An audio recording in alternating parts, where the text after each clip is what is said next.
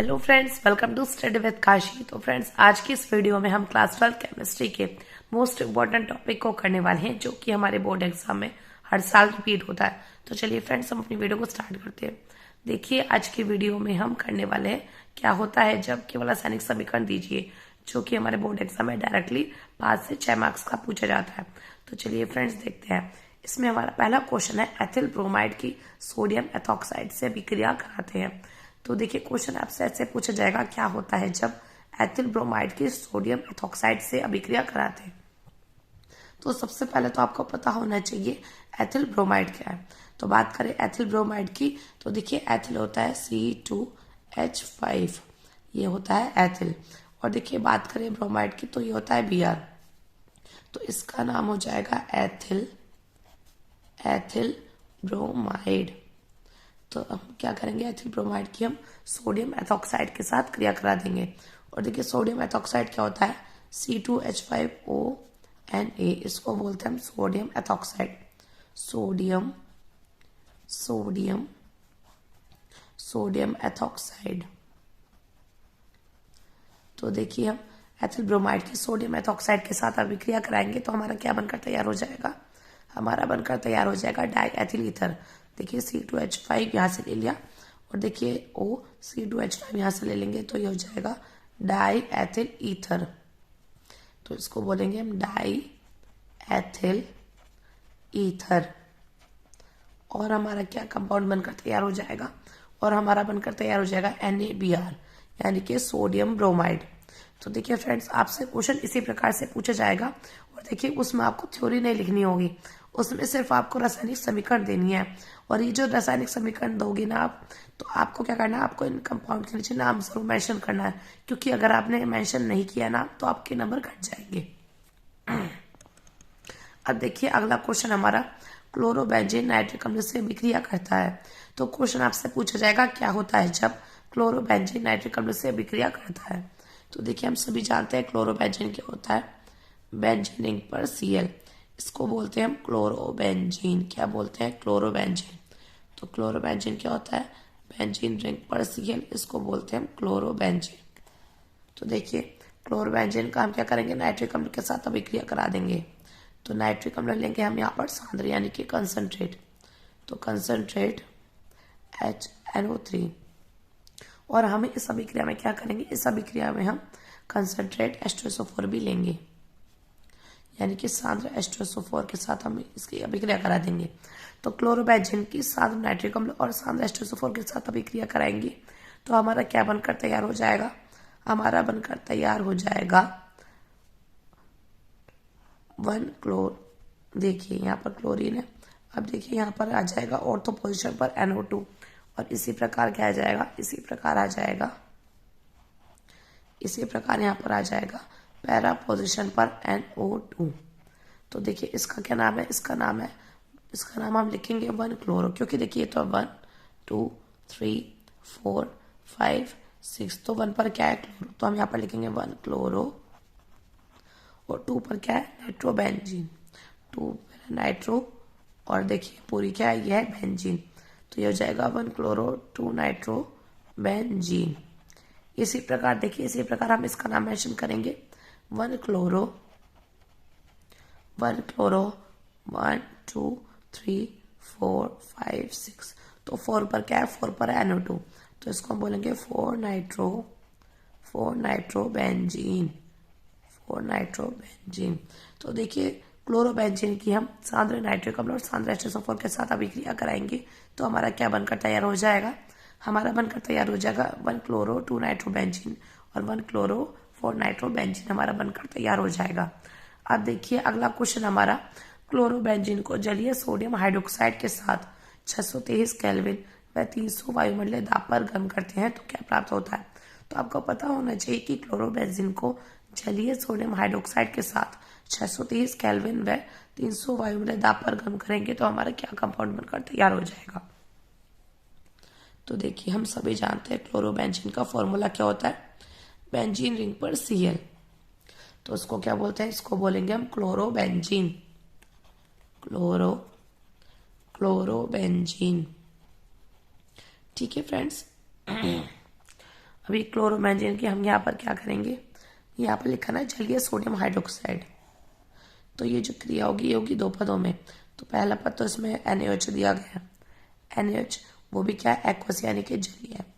और क्या बोला गया है, 623 केल्विन ताप पर, क्या 623 केल्विन ताप पर। और जो वायुमंडलीय दाब है वो है 300, तो 380।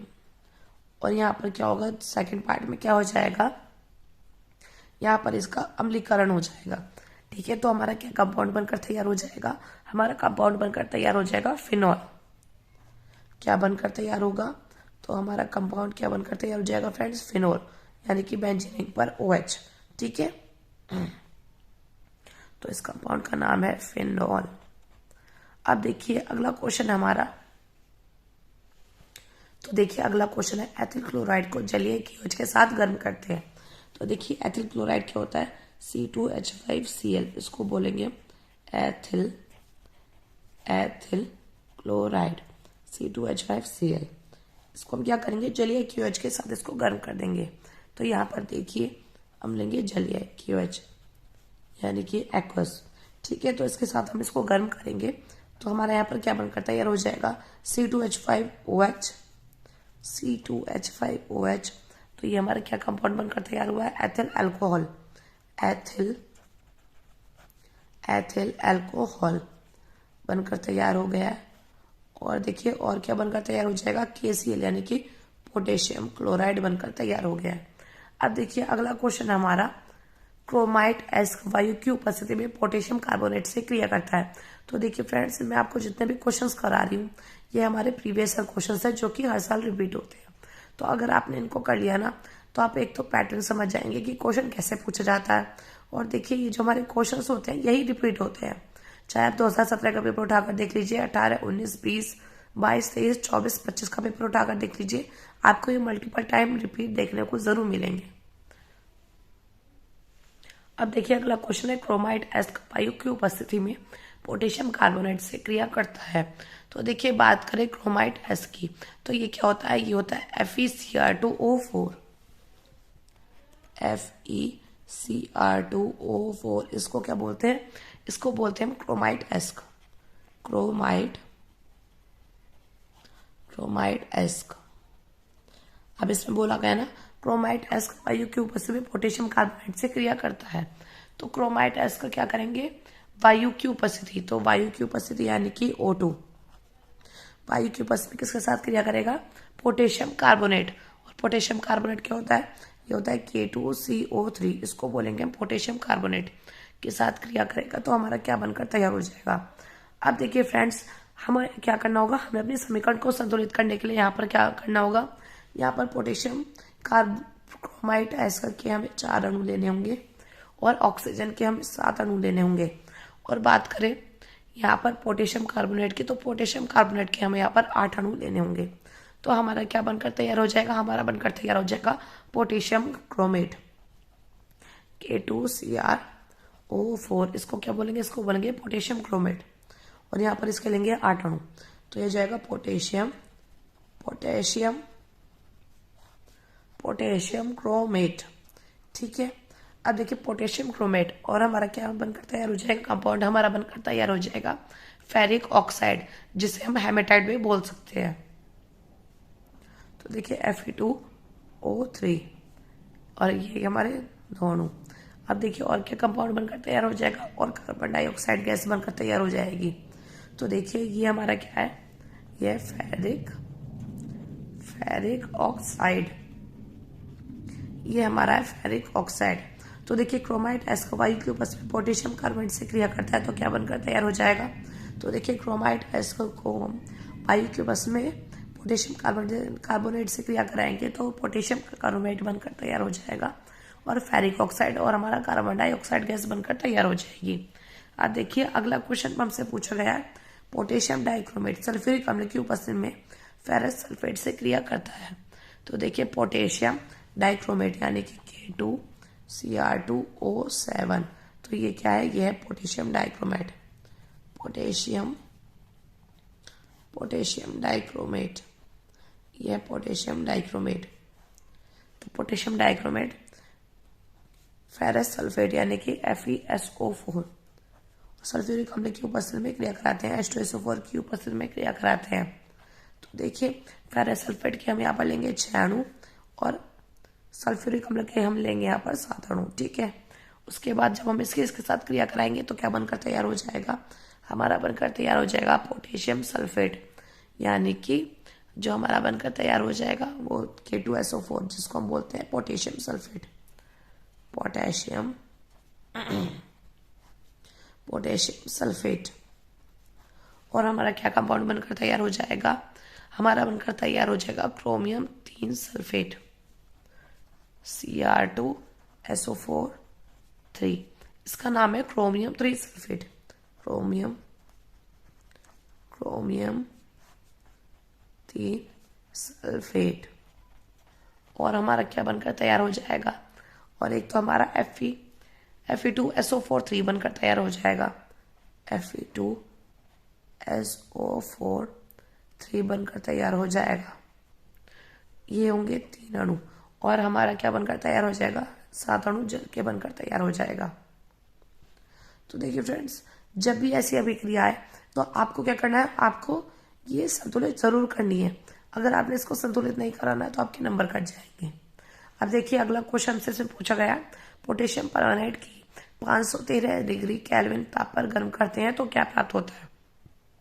तो हम लेंगे पोटेशियम परमानेंट यानी कि KMnO4, इसको क्या बोलते हैं, इसको बोलते हैं पोटेशियम परमानेंट।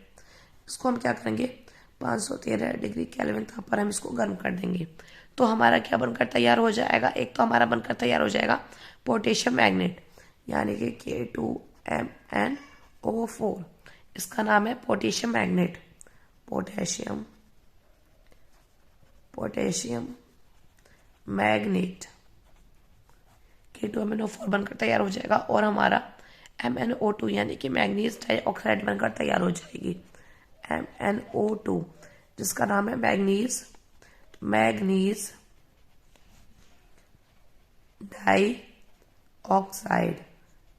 डाइऑक्साइड बनकर तैयार हो जाएगी। और हमारे क्या बनकर तैयार हो जाएगी, और हमारी ऑक्सीजन बनकर तैयार हो जाएगी। अब देखिए फ्रेंड्स, हमारा अगला क्वेश्चन है, देखिए अगला क्वेश्चन है सिल्वर प्रोपेनेट की Br2SeCl4 से विक्रिया कराते हैं तो क्या प्राप्त होता है। तो देखिए फ्रेंड्स, ये आपकी एक नेमिंग रिएक्शन भी है, तो आप कमेंट करके जरूर बताइएगा ये आपकी कौन सी नेमिंग रिएक्शन है। इससे हमें पता चलेगा कि आपकी कितनी तैयारी हो गई है और आपको भी पता चलेगा कि आपकी अभी तक कितनी तैयारी हुई है, क्योंकि ये मोस्ट इंपॉर्टेंट नेमिंग रिएक्शन है। तो आप कमेंट करके जरूर बताइएगा ये आपकी कौन सी नेमिंग रिएक्शन है कि सिल्वर प्रोपेनेट की Br2 और CCl4 के साथ अभिक्रिया कराते हैं तो हमारा प्राप्त होगा। तो देखिए बात करें सिल्वर प्रोपेनेट की, तो ये होता है CH3 CH2 COOAG, इसको बोलेंगे हम सिल्वर प्रोपियोनेट। हम क्या करेंगे, सिल्वर प्रोपेनेट की हम यहाँ पर Br2 और CCl4 के साथ अभिक्रिया करा देंगे, CCl4 के साथ अभिक्रिया कराएंगे तो हमारा क्या बनकर तैयार हो जाएगा, एथिल ब्रोमाइड यानी कि CH3 CH2 Br बनकर तैयार हो जाएगा, जिसका नाम है एथिल ब्रोमाइड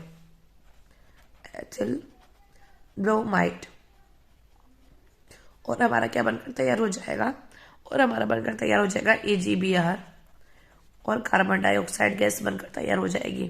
तो फ्रेंड्स आप कमेंट करके जरूर बताइएगा ये हमारी कौन सी नेमिंग रिएक्शन है। अब देखिए अगला क्वेश्चन हमसे पूछा गया है, ब्रोमोबेंजीन के शुष्क ईथर के उपस्थिति में मैग्नीशियम से एक अभिक्रिया होती है।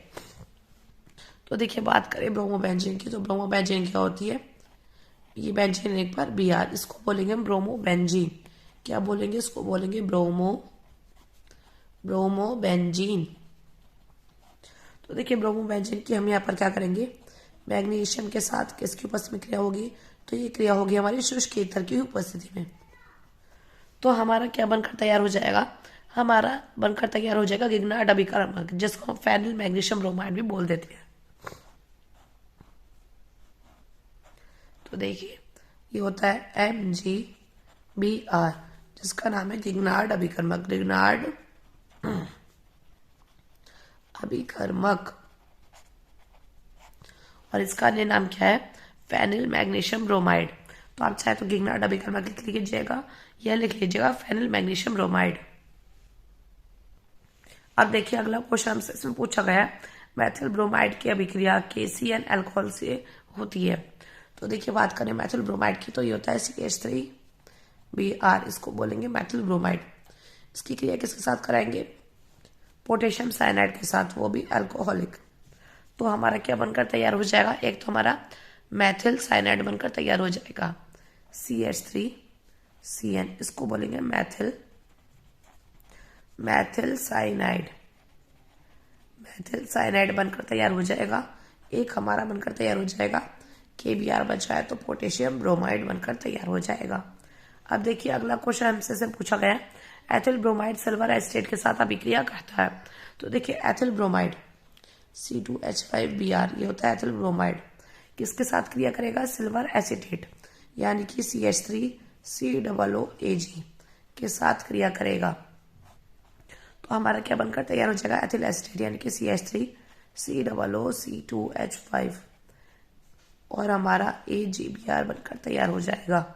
अब देखिए इसका नाम क्या है? इसका नाम है एथिल एसीटेट। Ethyl acetate. और देखिए फ्रेंड्स आप इसका नाम मेंशन कर देना, ये हमारा एथिल ब्रोमाइड है और ये हमारा सिल्वर एसीटेट है, ठीक है। और ये जो हमारा कंपाउंड बनकर तैयार हुआ है, ये बनकर तैयार हुआ है एथिल एसीटेट, और हमारा सिल्वर ब्रोमाइड बनकर तैयार हुआ है। तो चलिए फ्रेंड्स आज की वीडियो बस इतना ही। मैं उम्मीद करती हूँ फ्रेंड्स आपको इस वीडियो से थोड़ी सी भी हेल्प मिली है। तो फ्रेंड्स अगर आपको इस वीडियो से थोड़ी सी भी हेल्प मिली है तो प्लीज़ ज़्यादा से ज़्यादा लोगों में शेयर जरूर करना, और वीडियो को लाइक शेयर और कमेंट जरूर करना। और अगर आप हमारे चैनल पर नए हैं तो प्लीज़ चैनल को सब्सक्राइब जरूर कर लेना। तो चलिए फ्रेंड्स मिलते हैं नेक्स्ट वीडियो में। Thank you, thanks for watching.